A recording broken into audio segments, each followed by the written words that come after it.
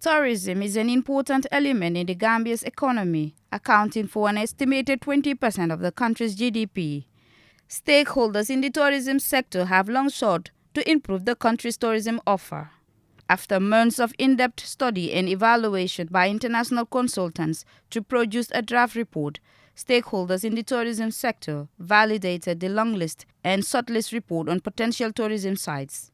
The long list report, which assessed the demand and potential of various destinations, is in alignment with the objective of diversifying the Gambia's tourism sector and the country's tourism policy and strategic plan in line with national development priorities.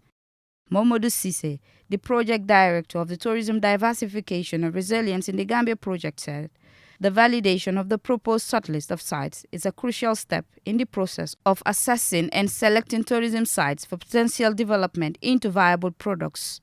The World Bank, in collaboration with the government of the Gambia, established a public-private dialogue mechanism to devise an action plan for COVID-19 tourism recovery. And part of that, the stakeholders gathered together to list some of the key tourism sites that they wanted to evaluate in order to actually determine what is the value and what sort of investment might be needed to make them products for Destination Gambia. A short list of 12 sites were presented at that time in 2021. But during the Tourism Diversification and Resilience in the Gambia project phase, these sites were extended during discussions when the World Bank missions were coming into the Gambia. And the sites were further expanded until we had over 50 sites. And then this was formed as part of the final TOR when we were selecting a farm to do this evaluation. We are pleased to inform you that right now we are at the stage where we have a long list report as well as potential sites that should be shortlisted and developed into investment packages for tourism. We want you today to be very frank in terms of reviewing the report. We have already had a lot of support and appreciation from the different partners, and we have received a number of comments, some of which we have already sent to the consultants. Organizers say the validation and review process considered a variety of factors, including the economic potential, cultural significance, and environmental impact of each site. Dr. Adam Abba, representing the consulting firm Kios in the Gambia, elaborates. I'm really happy that I was selected to be part of the team. We are really excited about this project, and we have tried to do our best to bring all the requirements that we were told to do by the PIU through a terms of reference. This is really a good project that we all wanted to have, because not only did we identify, by the way, the TOR, as Cesar said, was about more than 50, around 51. But in the end, we came up with about 64 sites that we looked at. We were able to use tools like the ODK Collect, and that allowed us to actually be sending all the information back to Italy, where the Kios team is based, and they use that information to actually use GIS to put it in the map. All the sites that we have visited, we have done that. At the same time, we had a geo-tracker, which actually helped us in mapping out the distances that we were. And this was a good tool because it made the base in Italy to monitor what we were doing and make sure we went to all the sites. And another thing that we were meant to do, according to the TOR, is actually throughout the 7 bands that we were given, to at least select one. And at the same time, we were also told not to leave any region out. So we had to endeavor to make sure that was actually done and completed in good faith. Aissatou Dramé, Deputy Permanent Secretary at the Ministry of Tourism and Culture, and Kebanjai, the Executive Secretary of the Travel and Tourism Association of the Gambia, TTAG, respectively, both hailed the efforts of the Tourism Diversification and Resilience in the Gambia project. This endeavor, funded by the World Bank through the Tourism Diversification and Resilience in the Gambia project, underscores our commitment to fostering sustainable growth and development in the tourism industry. The journey to this validation workshop today commences with the formidable task of navigating through a vast array of over 60 potential tourism sites scattered through the Gambia, guided by a clear mission to identify and prioritize locations with the greatest potential for development. The consultants embark on the meticulous evaluation process, leaving no stone unturned in a quest of fully document the hidden potential of the tangible assets of our nation. Through a comprehensive scoring methodology and collaborative engagement with key stakeholders, we ensure that every voice was heard and every perspective considered, from cultural and natural heritage assets to sites of historical significance. Of efforts were dedicated to recognize the diverse array of experience that the Gambia has to offer. To recognize that these 10 locations are not merely destinations unto themselves, but serve as a catalyst for broader regional development. As we transition into the final phase of this assignment project, we welcome further discussion, refining of the recommendation made, recognizing that our collective efforts will pave the way for a more vibrant and sustainable tourism industry in the Gambia. This report has come at the right time because the GTB over the years has tirelessly been looking for products that can be added on to improve the diversification of our tourism. This report is going to open up the country in terms of, I'm looking at river transportation, which is one of the most underexploited facilities that we have in this country. And we need to open up the river because there are many things that are of attraction that we can use to sell this country. Hopefully, we will accept the report as outlined by the consultants. Dr. Simon Woodward, one of the consultants involved in the project, gave an online presentation on some of the report's findings. In terms of where we are, we're almost at the end of phase B of what is a 3-phase project. So we've assessed the various destination opportunities and we've given you our recommended prioritization, which will then feed in to a later in-depth assessment. So the objective and the activities for this phase, we are halfway through week 20. So that's almost the middle of well, it is the middle of the 40-week scheduled format. If you're looking on the screen, the big white box with the red writing and the red border, we're just below that in those red boxes where we are consulting stakeholders on the draft report. So we're in the perfect situation. In other words, we've not lost time. And one of the other interesting issues that was discussed and came out of that workshop was that we shouldn't focus too much on whether or not sites are currently accessible, because it was felt that that would give far too much priorities to locations in and around the existing TDA. During the same period, we held various thematic workshops, community meetings, and consulted a number of individuals. In terms of the consultations, nearly 200 people have been involved so far in providing us with information, either during individual meetings, at one of the thematic workshops where we had more than that, or some 90 people represented.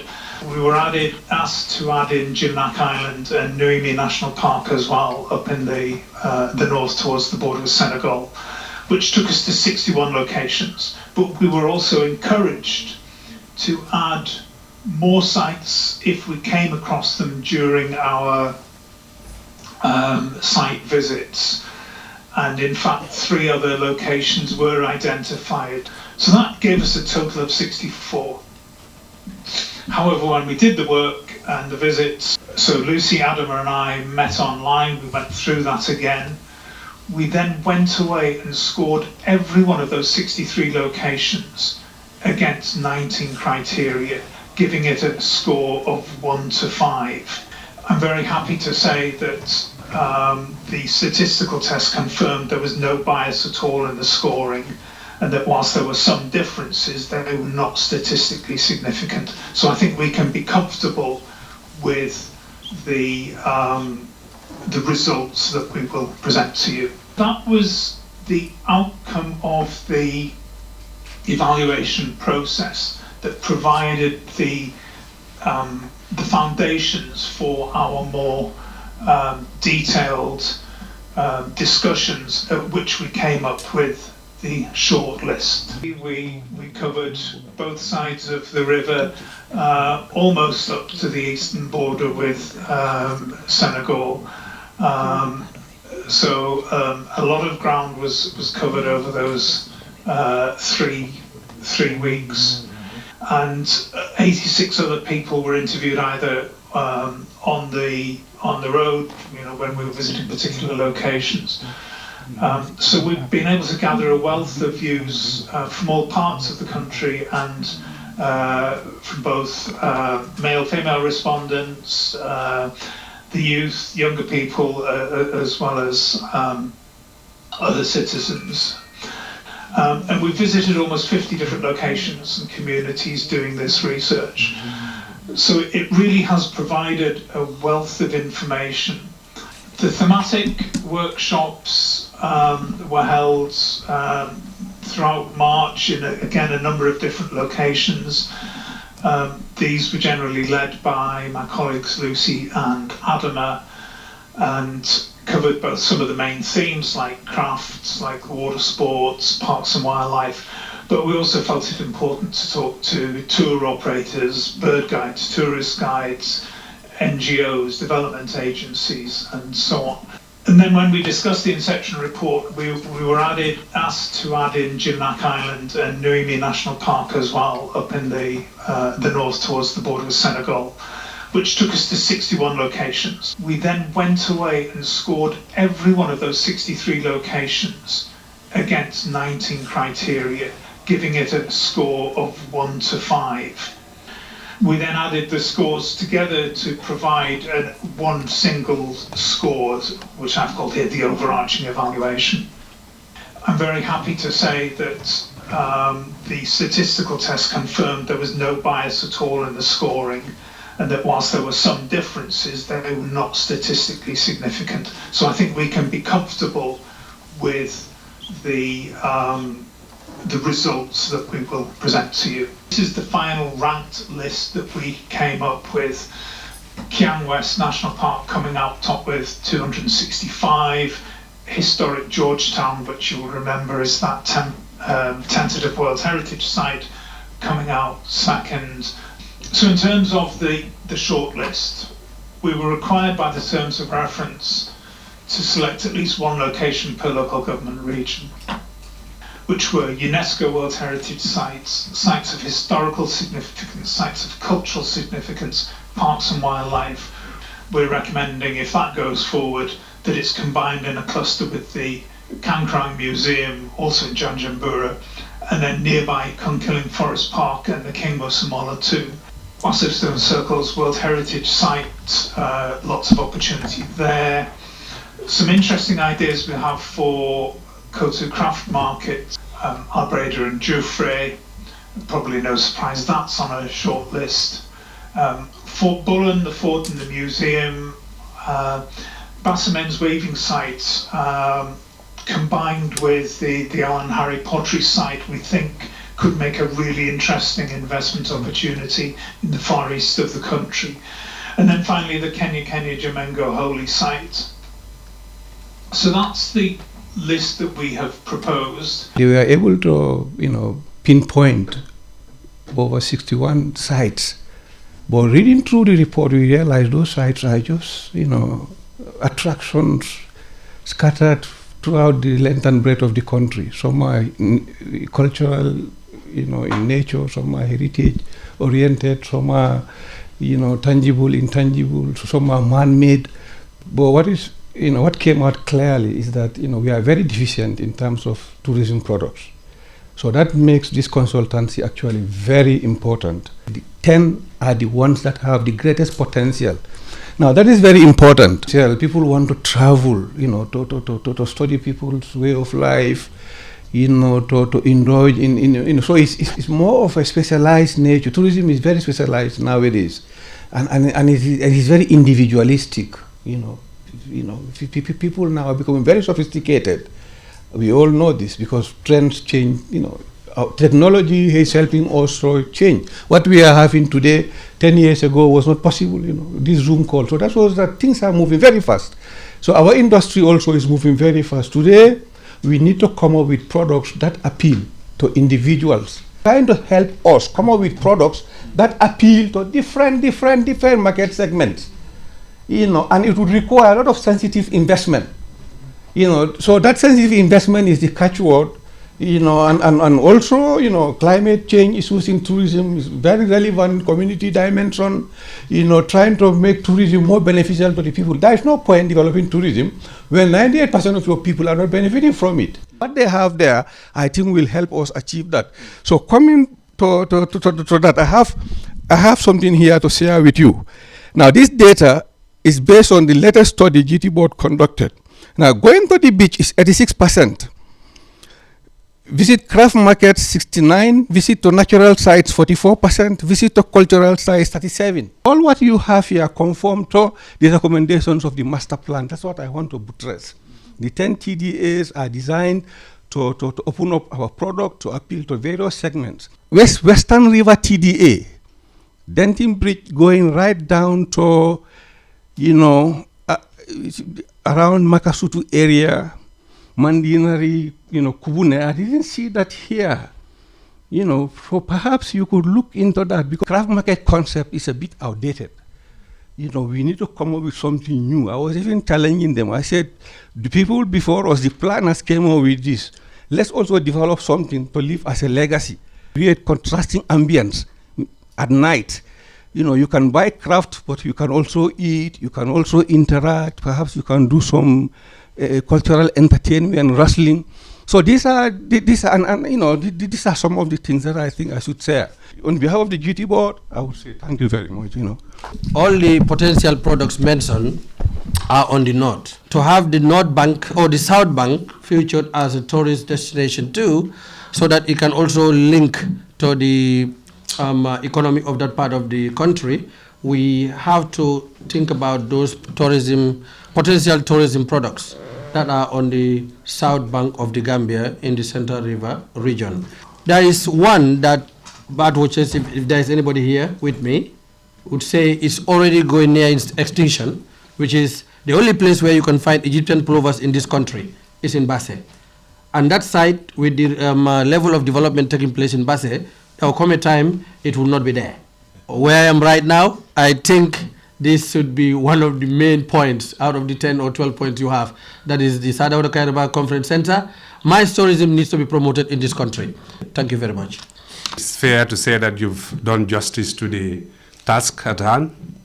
And my comment here is just to see how we can maximize some of the suggestions that we have already forwarded regarding the 8 sites that are suggested to make sure that it have a greater impact in terms of potential job creation, in terms of a greater experience for the visitors, both regionally and for our international tourists. I think some of the issues highlighted by my colleagues, I think if possible, especially the cluster way that we are trying to put the sites, I think will give us a greater impact. For example, if you look at the Janjanbureh cluster, the areas that are already included, they're really good.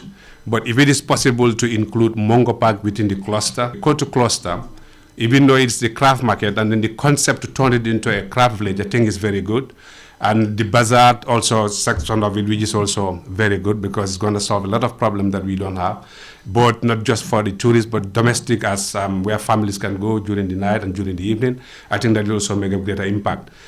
The Fajara Golf Course was not part of the list, but as a cluster, I think we can look at it in total. It will add a better value to the whole of that cluster.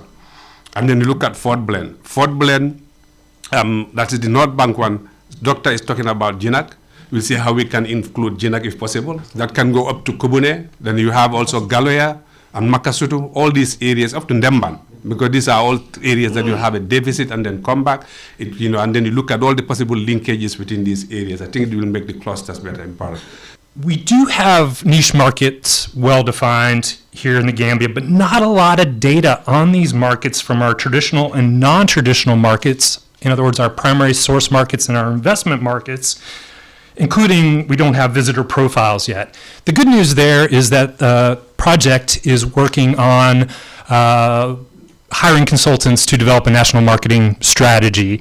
It's very common to look at an asset that's undeveloped and call it a product, but we know that investment is required for product development and for experience design.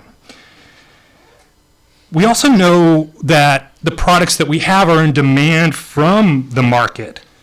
More and more travelers who tend to stay longer and spend more want high quality nature experiences, wildlife and birding, cultural experiences, ecotourism, soft adventure, and mice. The Kenyong West National Park, in case there's not an awareness, it is being expanded to 19,000 hectares, which will increase the number of communities involved from 5 to 15. Looking at the Senegambia stone circles, I think we should definitely include the quarry in the cluster. In terms of the Bintan Belong tributary, it would be good to know from the consultants the soft adventures that they envisage for that area based on what the 2 eco lodges there are currently offering and undeveloped opportunities that exist. In terms of Albreda and Jeffrey, you can't separate Kunta Kinte Island. We know it's at risk, but it's a UNESCO site. People are going to continue to go there as long as they're able. We need the consultancy to estimate the level of investment for each of the sites that ultimately end up on our short list. Thank you. This assessment exercise itself is an opportunity. So I would suggest if the consultant team could provide some suggestions for domestic tourism that package developers and tour guides could utilize. Fort Bulen could be clustered with Albreda and Jufure with Kunta Kinte. Isn't it? They are all in the North Bank. And you start that tour from Fort Bulen.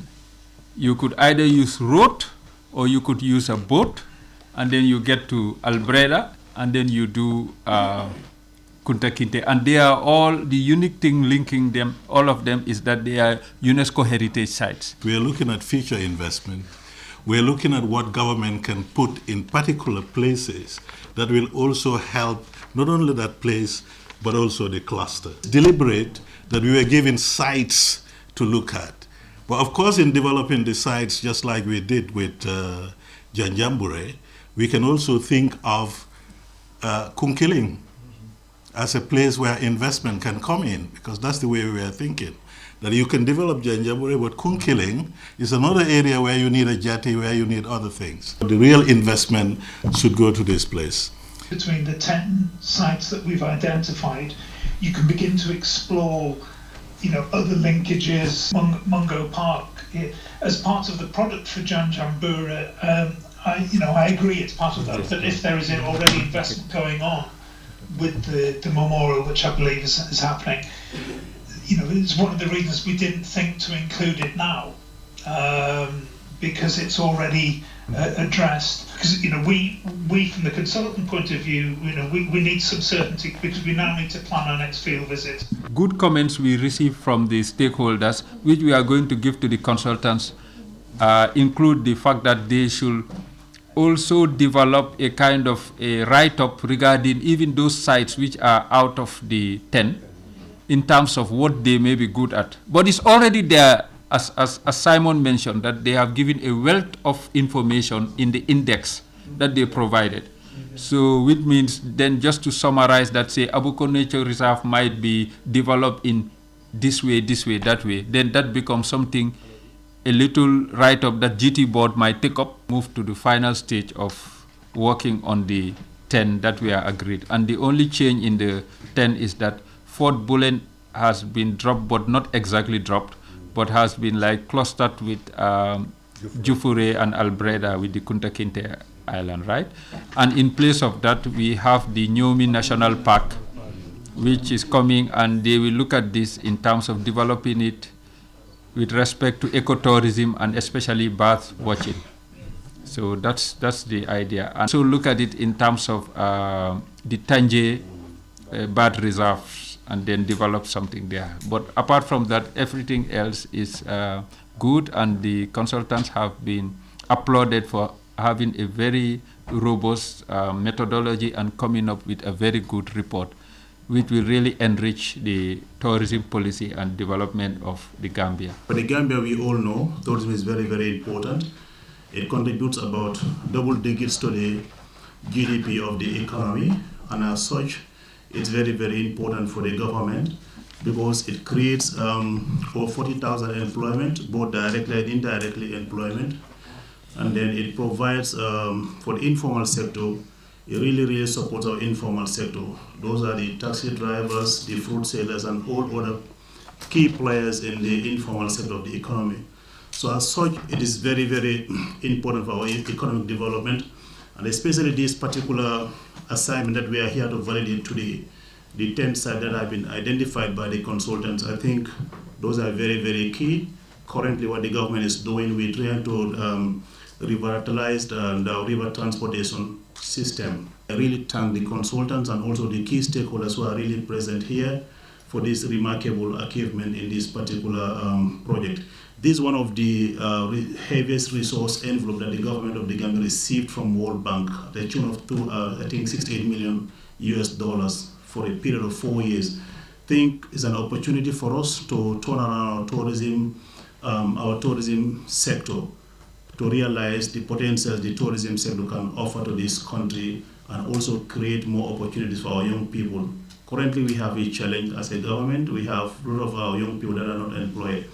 But with this project and other projects coming up, I think there is a lot of hope within the next 2-3 years.